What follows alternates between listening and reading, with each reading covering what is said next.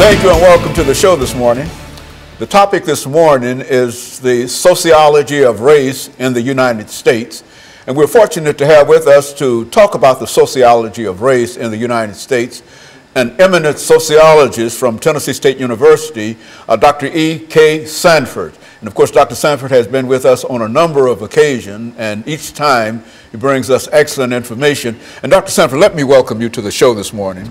And to tell you how delighted we are to have you here this morning to deal with this topic of the sociology of race. Now, it might sound strange to talk about the sociology of race, but I felt that as a sociologist, you have all the information, academic information, and et cetera, so that we could sort of build the show around this kind of information. And I think that that will be quite informative in reference to what we're trying to do here. But before we get into that, let's have you to give our audience some information in reference to your background, your education, and your experiences. I know you've been here on many occasions, and they've said it before, you've said it before, but there might be one person out there that might not know about you, that we feel that it's important for that person to know about you. So give us some information in reference to your background, your education, and your experiences. Well, thank you so much. And as you said, I am a professor of sociology at Tennessee State University. I guess I'll start from my latest all the way up to the present. I did my postdoc at the Pennsylvania State University in Penn State, and there I dealt with the elderly, intergenerational family studies, and inequalities that exist within the elderly population of the United States. Prior to that, I was at Howard University in Washington, D.C., where I did my doctorate degree on the homeless elderly. Again, looking at race differences as well as homelessness within the United States. But while there, I had some unique experiences at working with the national headquarters of the American Red Cross in HIV/AIDS education. We were the groundbreaking organization that started the whole issue of outreach for HIV/AIDS that was funded by the Centers for Disease Control and the United States Congress. Also, while there, I worked with the D.C. Superior Court. In that capacity, we dealt with mediation within the court system. I also worked with the American Association of Black Law Enforcement Executives, dealing with incarceration rates here in the United States and victims assistance. But I did my undergraduate degree at North Carolina Central University, as well as some studies at UNC in Chapel Hill and at the Institute for Social Research at the University of Michigan. Cool. And then one of my specialty areas in this particular has been in race and ethnic relations, in medical sociology. And while at Howard University, they had an excellent program in Africana Studies and African American Studies, looking at a diaspora type of issue. And I did an external minor while working on a doctorate degree in that, which I think is very relevant for today's topic on looking at the sociology of race in America and how it has persisted from an earlier time to the present. And so I think that we've got some excellent information, and you've got the best experience to really talk about the sociology of race in America. What would you say in reference to making a statement that would sort of bring into view your basic information that you're going to deliver to us today? Give us sort of a capsule of what you wish to bring to us this morning. Absolutely. I think race, what I would like the viewing audience to understand, is a very complex issue, and it's totally ingrained in the very fabric of the American culture. And when I say culture, I'm talking about that complex whole that includes knowledge, traditions, values, and that's passed down from one generation to the next generation. So with that said, it's important to understand how race actually came about, how it was constructed here in America from 1619 to 2016. So I would like at the very outset to understand the complexity of it, because sometimes it gets so ingrained that we become so commonplace and it becomes something that we just think that is just everybody there. know about it. Everybody knows about it. Like a language, for an example. We were born in America, so we learned to speak the English language. And as a result of that, we were born in America, and with certain cultural traits that exist, those things are learned as well. So I think that's the point of departure of our discussion today, and to try to understand the complexity of it, because presently in 2016, we have a issue of people feeling that, well, that was back then and this is now. So I'm hoping today's discussion will bring us to bear on how we need to define it, understand some of the key terms that are very important in understanding race and racism in America, because you have to understand something before you can then understand how it's present. Very good. And if that understanding is misled or not understood, then we have a tendency to have a generality about it. Very good. We're going to take a first commercial break, and we'll be back with our audience following this very, very short commercial break.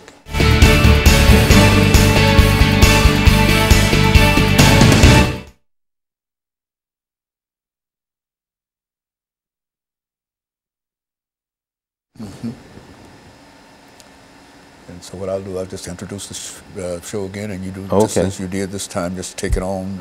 Okay. And I'm over here, you know. All right. And I'm trying not to put any information, Oh, yeah, that's all right. in your audio, and but I'm over here. You just see me moving. Oh, I understand. Shaking my head, whatever, you know. Well, that's excellent. Yeah, that's what we want to start doing. That gives us. And I'll just introduce the show again, and then turn it over to you.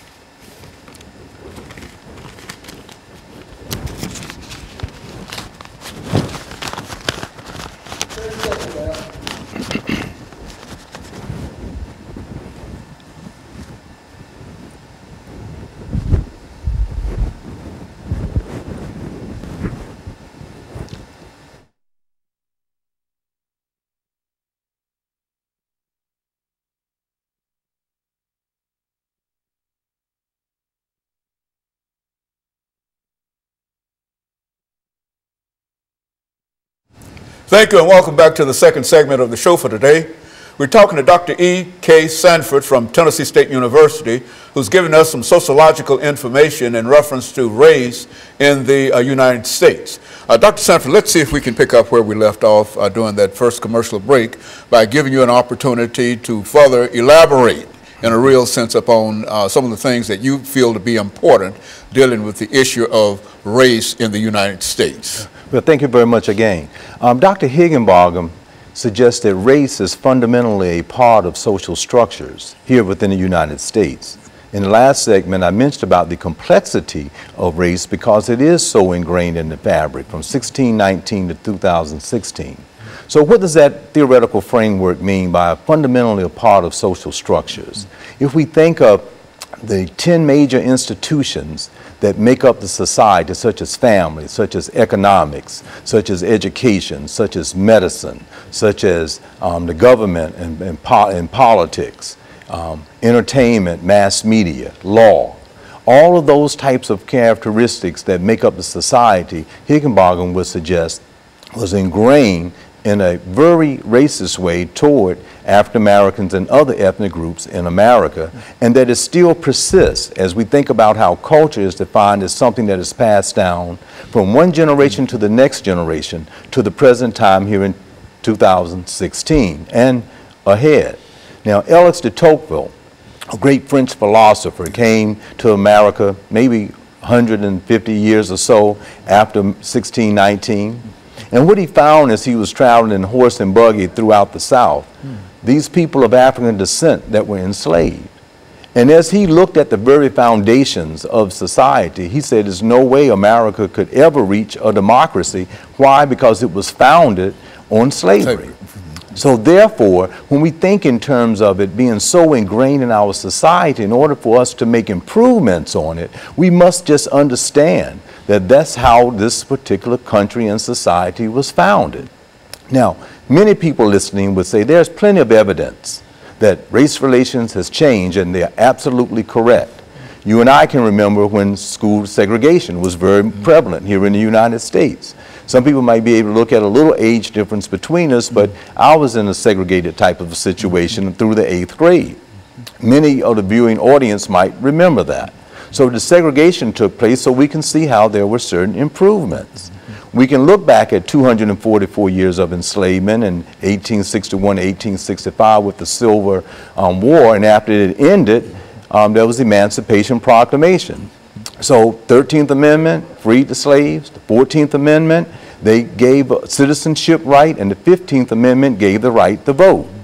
Now, when we talk about Higginbotham's piece on it being so ingrained in the fabric, we're talking about 1866, and Dr. Martin Luther King Jr. in 1865 was making the comment that people still do not have the fundamental right to vote in America. That's 100 years after the voting rights was given to slaves that were freed. So that's that notion of that. So we can see other possible improvements in race relations in America. The segregation is mentioned. We can see that we can drive any place from the East Coast to the West Coast, and if you want to get a place to live public accommodations are certainly free. You can speak and do anything that you want to, go into any store that you want to. We can even go as far as say now we actually have an African American president, and we can see representatives on the Supreme Court since that's such a topical issue. So there have been improvements. However, as we look at those improvements, we can also look at these disparities that I mentioned from my postdoc training through my PhD that are still very present, such as incarceration rates that you and I have talked about on the show many a times. Those disparities, if you look at Dr. McIntosh's piece after slavery, that so many people of African descent were incarcerated and then sold out or given out to owners to make money. Presently, when you look at the incarceration rate, you still see a large amount and the highest percentage of African American males that are in prison. When you look back at an earlier time period in our history, you can see that people were fundamentally lynched and killed. Well, today you say, well, how does race is so much a part and ingrained in the very fabric? Good. When you see someone that may in that institution may have broken the law and someone is shot, that in the subconscious of that person, they still might shoot a person 14, 15 more times. Now, if you just think about if you go hunting and if you shoot a deer or any animal, you might shoot them one time as a good shot is done. You don't think about shooting them 15 more times. So we can see how something within the subconscious really is still present within our society as an indicator. So in sociology, we have to have a very clear definition of race. And race is fundamentally defined as viewing someone's attitudes and beliefs of someone's physical characteristics, such as skin pigmentation, hair texture, those things that are just obvious, and a notion of inferior and superior ideas about those physical characteristics. Now again, how is that so ingrained from an earlier period and still very present within our culture today? Everything from commercials to what we see in mass media, and that doesn't mean that there haven't been many improvements made, but that's how race is fundamentally seen. Now, I'd be remiss to say how sociologists and anthropologists and other social sciences has indicated to us in the literature that race has really been not so characteristics on how it's been defined and placed in our American culture, but it's a social construct. Now, what does it mean by being a social construct? That means that historically, people have placed people into categories that really don't have any real meaning at all, such as Negroid, Caucasoid, and Mongoloid. And from that present quasi type of experiments that were done, people still have those feelings today through theory, and noted some of our primary sociologists and other social sciences out there have kind of instigated a racist type of theoretical framework that fits the social structure of America. But it's erroneous. We are much more human than the other types of characteristics, such as hair texture, skin pigmentation. Let me give one real quick example of how, if someone is from Australia, and if their DNA or their blood type matches someone in an Igbo tribe of Africa, it can be used. If there's a physical part in a human being that now in our postmodernist technological stage of living that can be transferred for someone else's parts, it can be done. So we are much more alike than we are different. But however, here in the United States, from slavery to right now, it was socially constructed that there are these differences. And that's why I started the conversation off by it becomes so ingrained in our culture that we are forced to check certain items and to say that we are this category or the next category. And we have to question to what degree does it have real meaning or just erroneous meaning. And so what we'll do, Doctor, is to take this second commercial break, and then we'll come back and sort of round this up for the day. And we'll be back with our audience following this very, very short commercial break.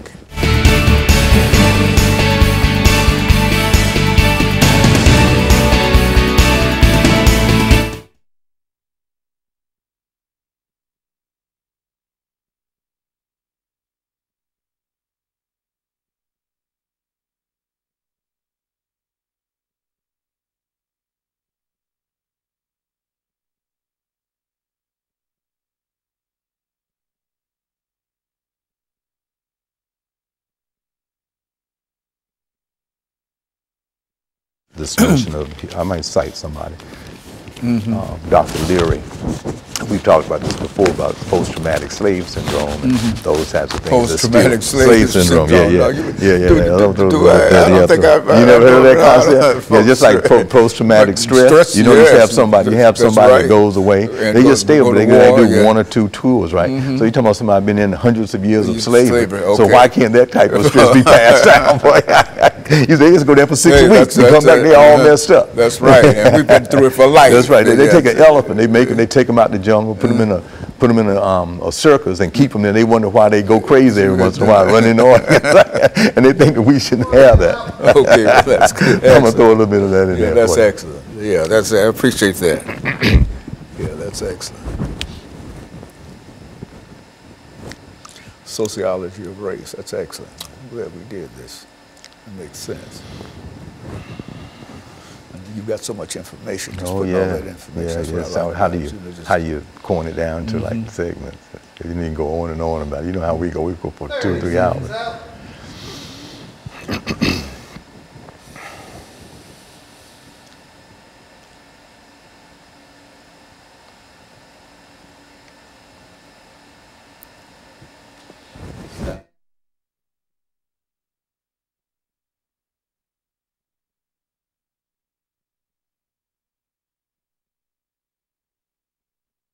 Thank you and welcome back to the final segment of the show for today. We're talking to Dr. E.K. Sanford from Tennessee State University, and he's giving us a sociological understanding of race in the United States of America. Doctor, during this last segment, let's see if we can further elaborate upon some of the things that you've already given us dealing with race in America, and give us any kind of example that you think might further sort of enhance our knowledge in reference to what we're doing here today. Okay, and as we said, race is a complex issue, so much so that sociologists look at overt and covert type of racism that exists within the society. Overt is the traditional one that people might say, yeah, it's so obvious that you've lent someone or you've done some other items out there that's just so glaring. During the civil rights movement, when dogs and water holes, it's just glaringly. Covert is that type of a racism that when you go in and want to make a purchase, and the interest rates happens to be a lot more higher for one group of people than another group. That brings us into the conversation that when we really want to make an intervening inroads to racism in America, that we have to understand some of the basic key terms, and everyone has to understand them.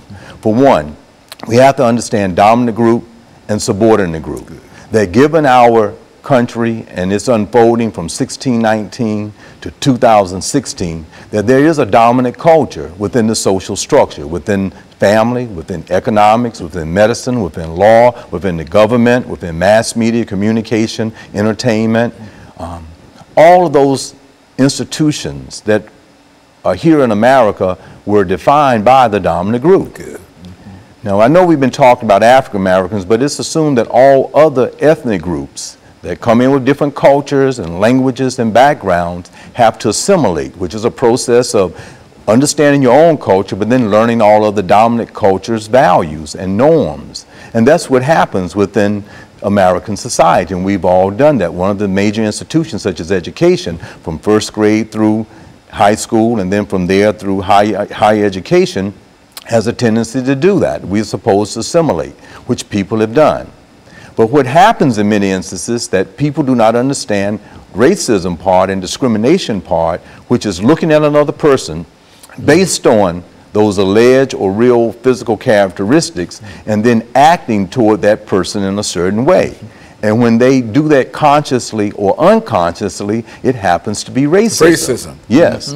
Now, another term that we have to understand, in addition to dominant group, subordinate group, is that of prejudice.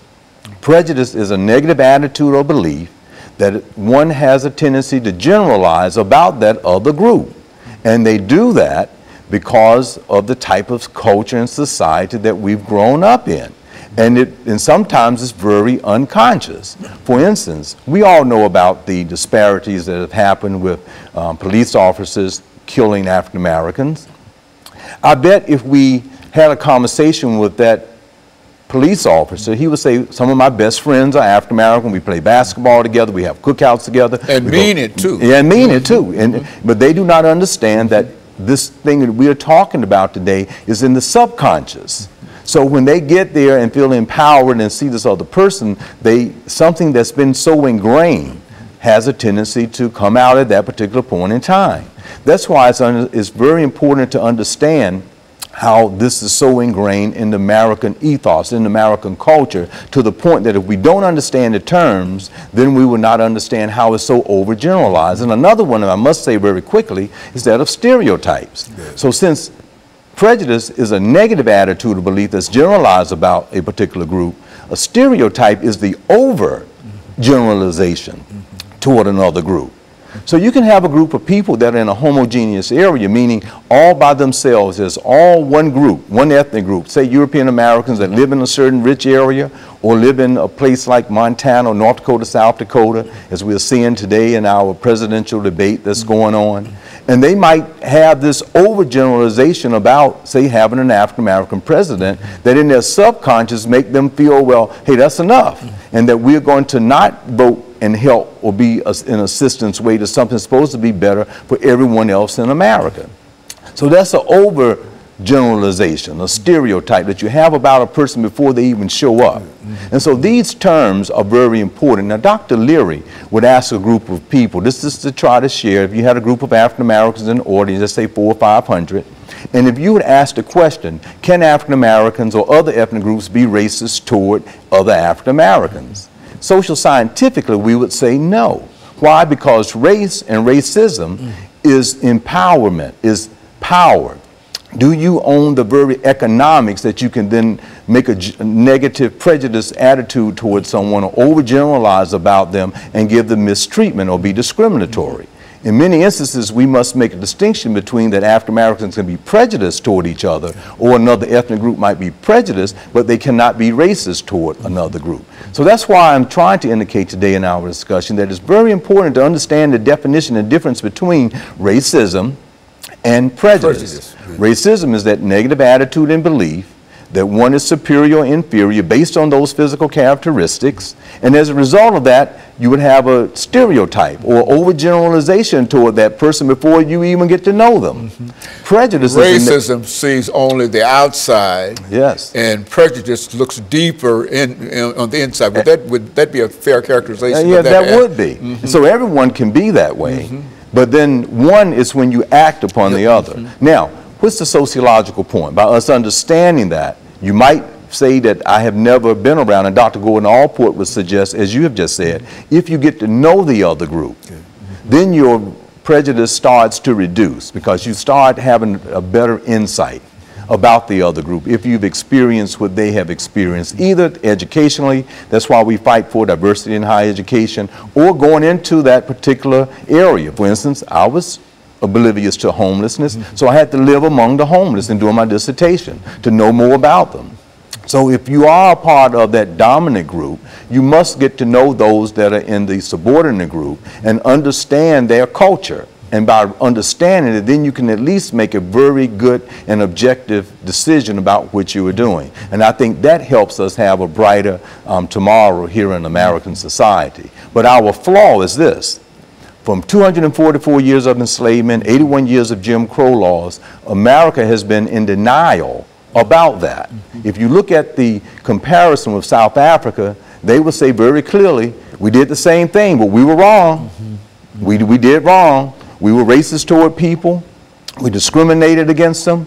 We want to apologize. We want to go out now and try to have a better democracy for everyone. And so you can see that they are much more advanced. Now, President William Clinton made an effort to have a national debate on race and racism, had excellent scholars, Dr. James Jones, Dr. Jack DeBidio, and many others who headed that up. And they tried to have this national conversation, and it kind of died down. But that's one of our flaws in America. But we have to be able to understand the terms in a correct way. We can't have misunderstanding about the terms in race because it is so complex, it is so embedded. Now, when you move into the Generation X and the millennials, this is what we were talking about when we say about race, how it's socially constructed. And with so many changes that are positive, people have a false sense of reality that is not present. And therefore, with some of the fundamental things that people need to be concentrating on, even that particular group that's being racist toward don't even believe it's in existence.